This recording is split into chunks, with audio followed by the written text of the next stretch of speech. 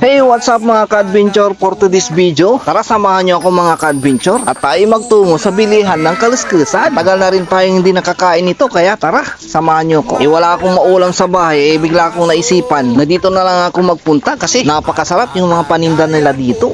So yun nga mga ka-adventure, nakarating na rin po tayo. At ito nga pala ang aking tricycle na si Lingmo. At ang ating pupuntahan na kalusklusan ay dito lamang sa may tapat ng Sabungan, dito sa may Calasiao, Pangasinan. Dito sa may Little Sam's Kalusklusan and Eatery. At yun na nga mga ka-adventure, naglalakad na po tayo papunta dito sa kanilang pwesto. Abay, ang dami na po natin kasabayang bumibili mga ka-adventure. Paano ba naman kasi mga ka-adventure, masarap yung mga paninda nila dito. Lalong-lalo na yung kaluskus mga ka-adventure.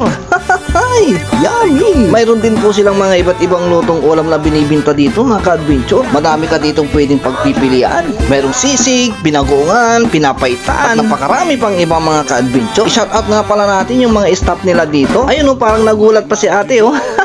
Kaway-kaway naman dyan. At ito na nga mga ka-adventure, yung binibinta nilang kaluskus. Bukod sa pigar-pigar kasi mga ka-adventure, ito talaga yung isang pinagmamalaki ng taga Pangasinan. Lalong-lalo na dito sa may Calasiao. Bukod kasi sa napakasarap mga ka-adventure, ay murang-mura pa. Abay, kung matikman mo to mga ka-adventure, ay naku, makakalimutan mo yung pangalan ng ex mo.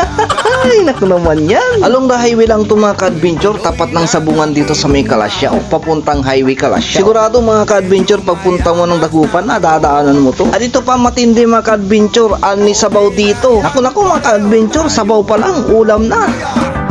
So yun na nga mga ka-adventure, nag-order na po tayo ng makakain at sineserve na rin po yung ating mga in-order.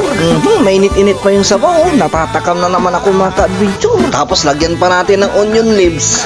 Ay, awat lalawat mga ka-adventure, awat. Bali yung in-order natin kaluskus mga ka-adventure, pwede natin palagyan ng dugo at pwede rin natin siyang palagyan ng taba-taba. Depende na lang yan kung gusto mo.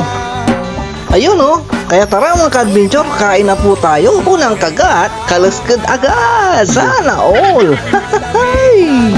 Ayun o, sarap ng subo natin dyan mga ka-adventure. Paano ba naman kasi mga ka-adventure, matagal-tagal na rin tayong hindi nakakain ng kaluskus. Pagkalipas nga ng ilang sandali mga ka-adventure, yun, ubos.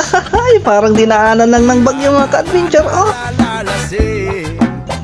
Napakarami talagang bumibili dito mga ka-adventure. May mga negosyante, empleyado, may mga estudyante. Marami din ditong bumibili ng mga biyahero at saka mga driver. At syempre yung suki nila dito mga ka-adventure, yung mga sabungero. Pag sila'y nagutom mga ka-adventure, dito agad yung kanilang takbo. I-shoutout nga pala natin yung mga iba nating mga kasabayang mga kumakain din dito. Shoutout nga pala kay Sir Marlan at saka kay Ma'am Rowena. Sila po yung may-ari ng kaluskusan or kainan dito. Maraming salamat sa masasarap na pagkain. Abay, talagang busog-busog kami dito.